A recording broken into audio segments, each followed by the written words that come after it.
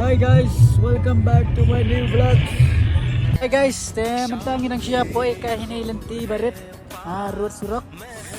Kinigilang berat nih. Kan lo kajingitan nat, wow.